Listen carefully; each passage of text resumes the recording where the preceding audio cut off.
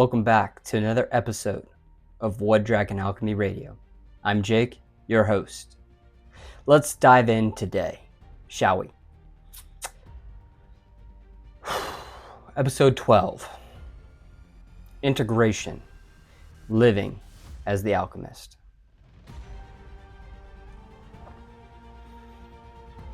All right,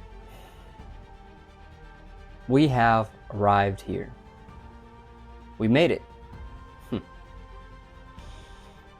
Not as an ending to the journey, right? But more so as a point of integration. Well, it was never meant to stay in your mind, right? It was meant to move through your body and into your life, into, I think, who you become, right?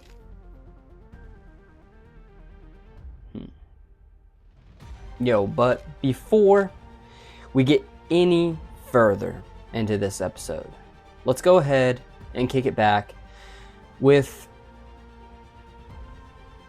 the previous episode, right? Where we last left off. In episode 11,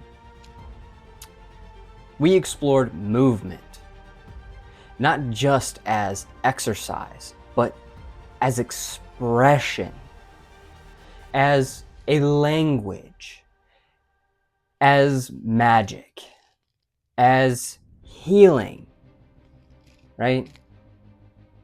We spoke about the body as more than a structure, as fascia, as flow, as a living network of tension and release, constantly adapting, constantly listening, and constantly growing. We explored how movement becomes a portal, a way to process emotion, to shift one's state, to access presence without needing to think our way there. Through dance, through stillness, through intentional motion, we began to communicate with something deeper. Not just training the body, but by meeting it. And in that meeting, something opens. A sense of play, right? A sense of freedom. A return to a more instinctual and intuitive way of being. We remembered that the body doesn't need to be forced into alignment. It reveals alignment when it is given space to move, to feel, to express. And now we bring it all together, right? Because once you can feel, once you can regulate, nourish, connect, listen, and move, the question is no longer, what do I practice, right? For me, the question becomes, how do I live? This is where alchemy leaves the concept and becomes the way. So let's get back into today's topic with a personal story.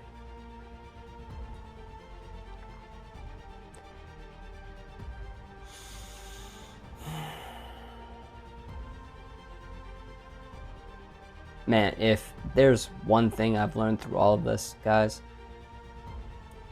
it's that this path genuinely requires compassion. And I mean real compassion. Not the kind that we just talk about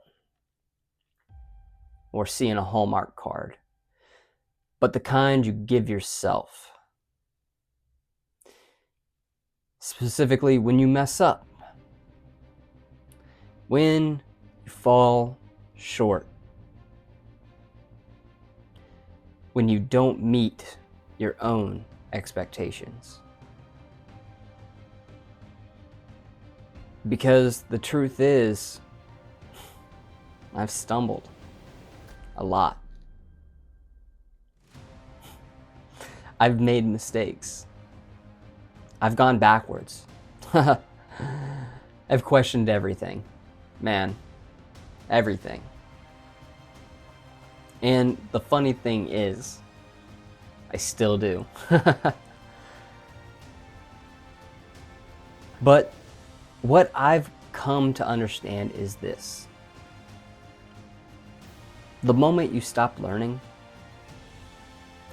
the moment you stop being curious about yourself, that's when something inside of you begins to fade. Because in nature, stagnation doesn't exist without decay, right?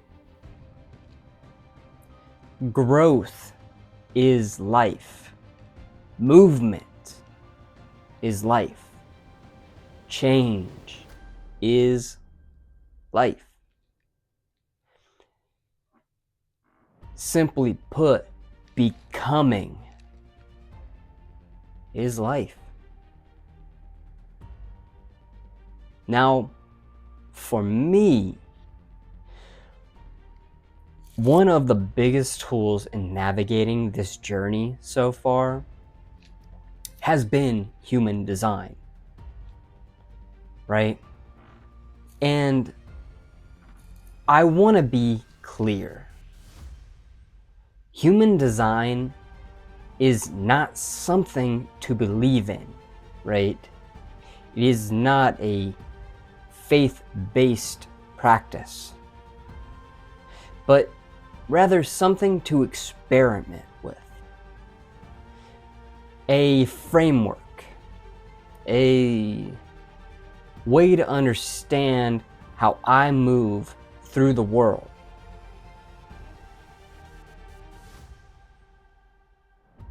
Because at its core, human design, guys, it's about differentiation, uniqueness, individualization.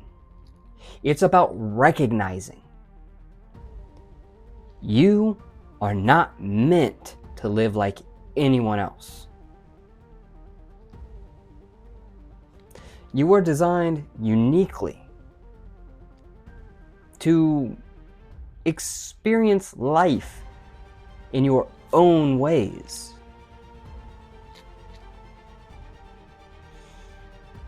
And a huge part of this journey is the deconditioning. Peeling back the layers, right? Layers of who you thought you had to be, what you thought you had to do, and what you were told was right.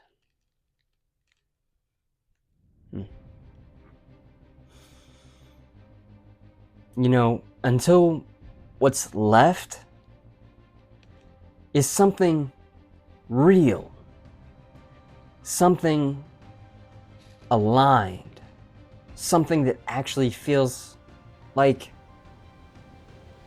you. I believe a very digestible way to receive is through the idea that life is kind of like a do-it-yourself project, right?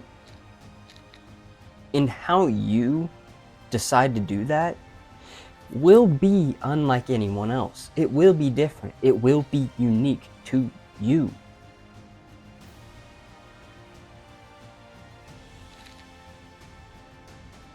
So let's tie in some science for those who care. Because here's where things start to come together. See, science shows us through neuroplasticity that repetition quite literally rewires your brain.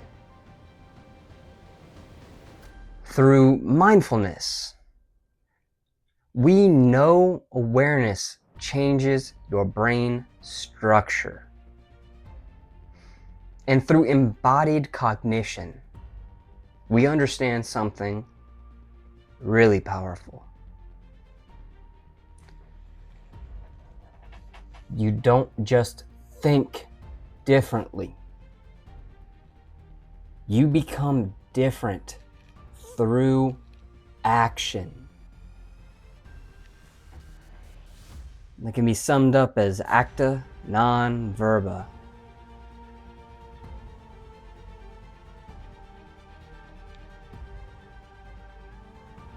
See,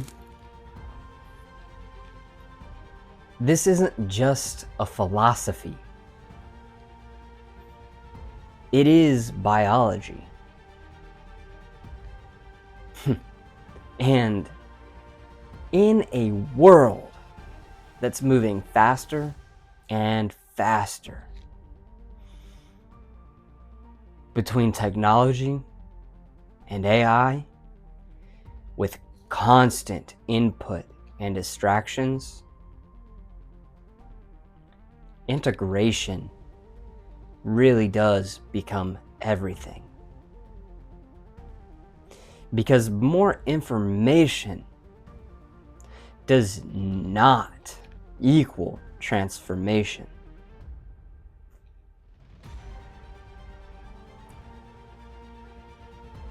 Embodiment does. Now, I don't see this as a technology versus intuition situation. I see it as a partnership developing. Technology can process faster, yes, but it cannot feel. It cannot discern, right? Not in the way your body can. That internal yes or no gut reaction, that sense of alignment, that is something deeper. And we're moving into a time where people cannot afford to ignore that anymore.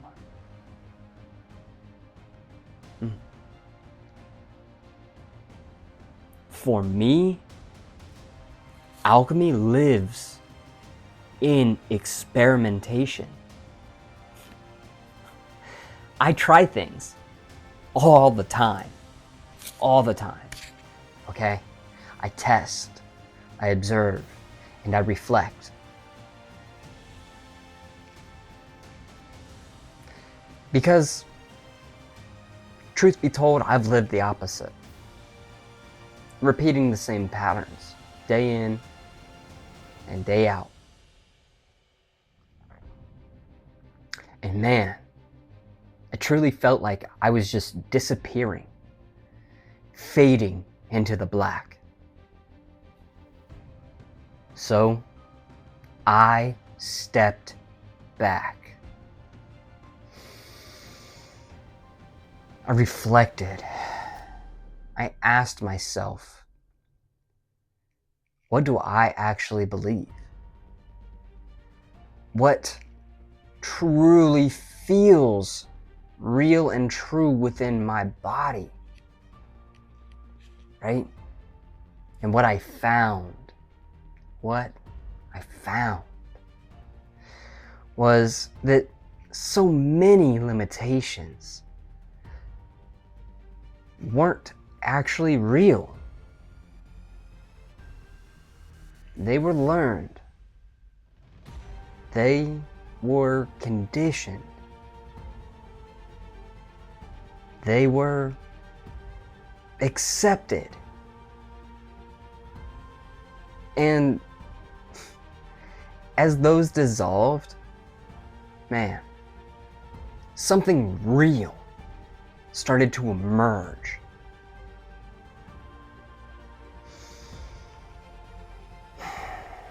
See, the thing is, though, this isn't a one-time transformation deal.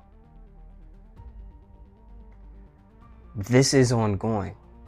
This is ever going. Literally layer by layer. You uncover more. And the key here is how you move through it. For me, I choose to move with more compassion, more patience, and more integrity. Because the thing is, forcing growth, that shit breaks the system, and not in a good way.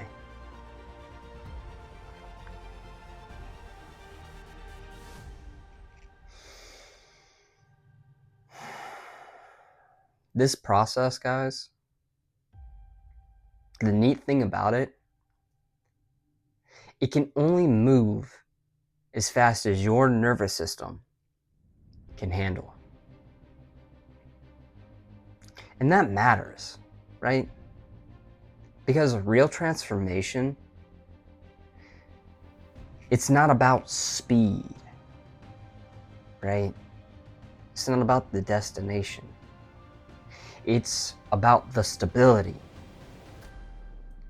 And that can be brought up through, for myself, breath, movement, awareness, and reflection. You can cultivate and create safety step by step by step. And that safety that you spend so much time cultivating and building, well, it creates expansion.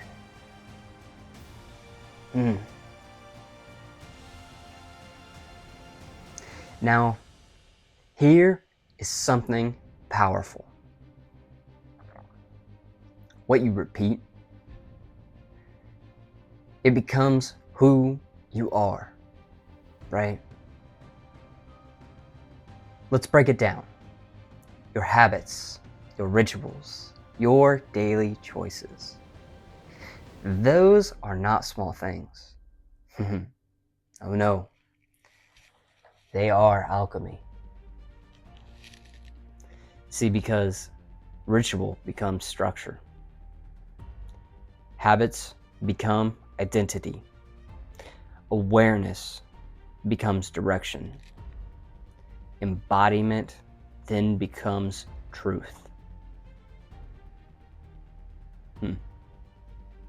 So I invite you to ask yourself something. Ask yourself, what shifted for you through all of this? right? What has landed? What has challenged you? What has changed?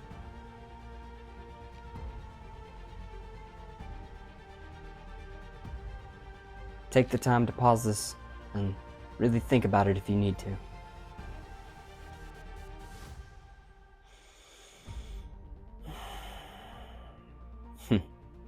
And more importantly, what are you going to do with it?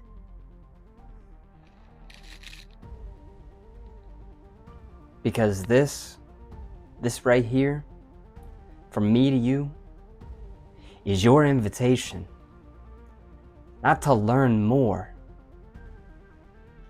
but to live differently, to live authentically, to experiment, to feel, to reflect, to adjust, and to embody. To become someone who doesn't just understand transformation, but someone who practices it.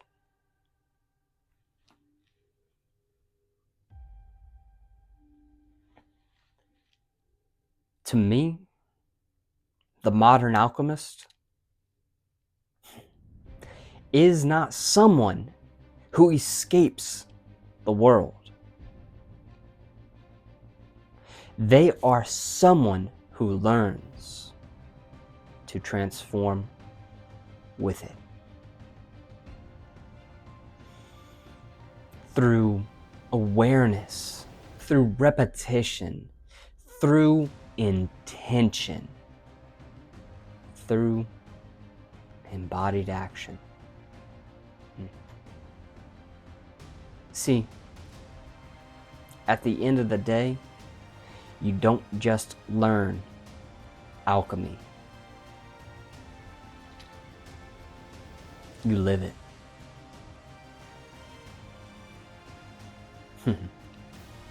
So let me leave you with a teaser for the next episode. Open reflections. I want to take the time in episode 13 to have a mirror moment for both you and myself. Together, we will pause to reflect on the journey so far, to explore what has shifted, and to plant seeds for the future. It will be a spacious and integrative circle before the next chapter begins. So, until next time, stay curious, stay embodied, keep your energy flowing, baby. And peace be with you, my friends. Jake out.